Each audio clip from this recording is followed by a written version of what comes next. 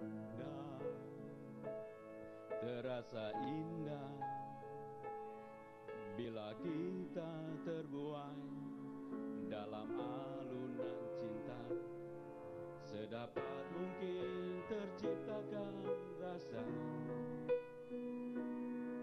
keinginan saling memiliki. Namun bila itu semua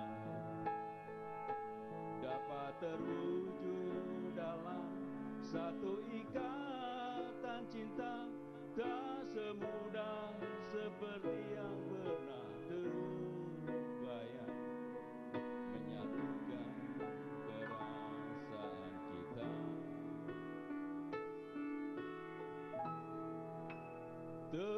Tetaplah menjadi bintang di langit, agar cinta kita akan abadi. Biarlah sinarmu tetap menyinari alam ini, agar menjadi saksi cinta kita berdua.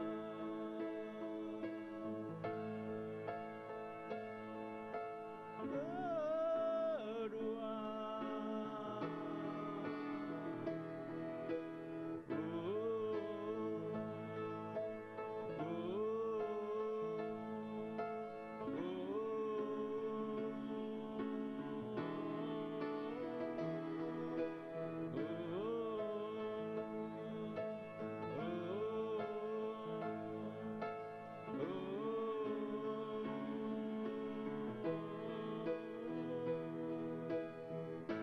Menjadi saksi kita berdua.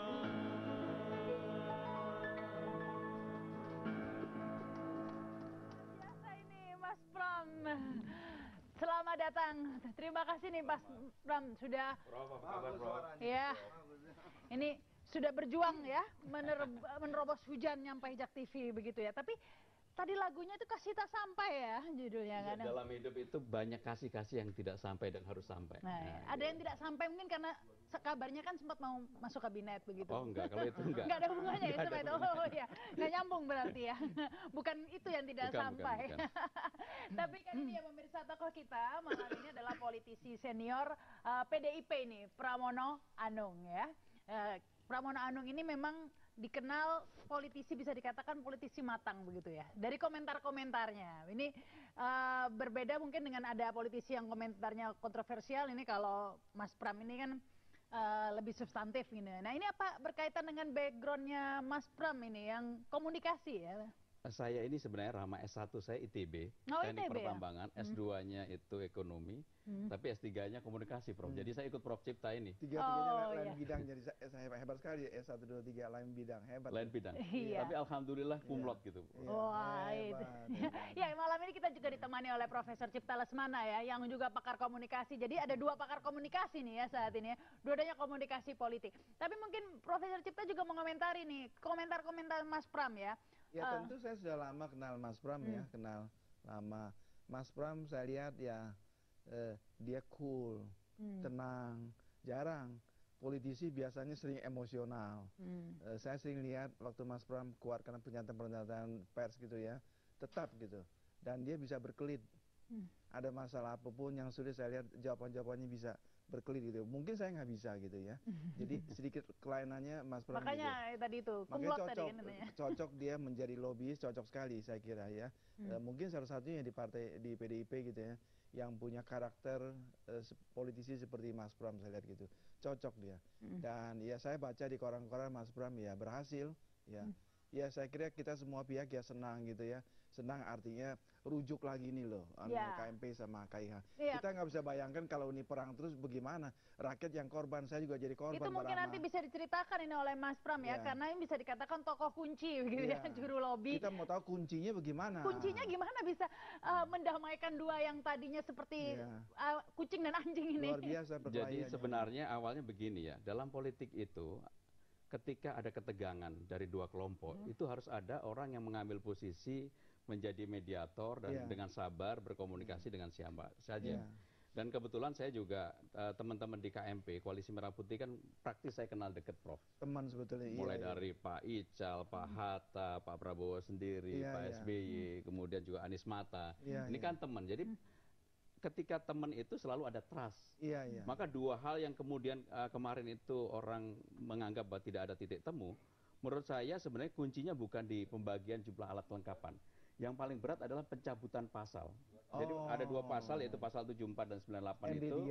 MD3 yang dimana di dalamnya sudah diatur kalau seorang menteri dalam rapat kerja dia tidak bisa menjalankan kesimpulan, itu bisa dilakukan interpelasi, hak bertanya. Dan itu membuat pasti parlemen akan gaduh terus-menerus dari waktu ke waktu dengan pemerintah. Dan itu akhirnya berhasil dan ya. itu yang sebenarnya lebih berat dibandingkan dengan hanya persoalan pimpinan alat kelengkapan dewan. Tadinya saya dengar pihak KMP itu nggak bisa dirubah, nggak gampang begitu. Sudah undang-undang enak aja diubah gitu. Kan tadinya keras sikapnya gitu loh. Nggak bisa. Kalau kursi itu mereka masih fleksibel, saya lihat begitu. Tapi belakangan mungkin ya Mas Pram di belakang layar bagaimana nggak tahu lah. Punya gaya lobby sendiri atau juga memang megang kartu truf ya katanya. Enggak, yang itu tadi. Paling utama adalah kita ingin bahwa kebersamaan itu terjadi. Dan saya melihat sebenarnya dari dua kubu, salah satu problem kita, Prof, itu trust-nya itu rendah di antara sesama anggota dewan. Padahal ketika mereka nanti sudah masuk di dalam rapat-rapat komisi, mereka sudah sama-sama, ya mereka akan menjadi satu. Tetapi ketika ada ketegangan politik, ada struggling, itu terbelah dua dan itu menjadi nggak ada trust satu sama lain. Kalau lihat komentarnya kan saling saling menyakitkan di antara dua kelompok itu ini. Itu sebabnya ya, mungkin alasannya nih. Kita bertanya-tanya ketika kubu Koalisi Indonesia Hebat meluncurkan DPR tandingan begitu ya. Nah ini Mas Pram ini malah komentar sebaliknya, tidak mendukung ini DPR tandingan. Itu maksudnya hanya ingin bersikap netral? Bukan, saya melihat kalau semuanya terbawa arus emosi kemudian pasti ini akan diametral berhadapan-hadapan. Tidak ada orang yang kemudian menjembatani untuk berkomunikasi. Maka posisi saya memang saya sadar ketika Presiden, Wakil Presiden, dan para ketua umum memberikan tugas kepada saya, itu ya harus tugas yang tidak bisa kemudian seperti katakanlah mengambil posisi garis kerasnya. Dan ini harus ada yang kemudian mengayun di antara dua kelompok ini. Gitu. Jadi ada bad guy, good guy begitu. Ini Mas Pram jadi good guy-nya ini. Yang bagian senyum lah begitu. Bagian senyumnya. Ya mungkin ini yang juga yang disebut kematangan politik ya nih ya Profesor Dikta. Iya. Baik, kita akan lanjutkan lagi nih. Kita harus break dulu ya pemirsa. Kita akan berbincang lebih jauh lagi dengan Pramono Anung setelah pesan-pesan berikut ini.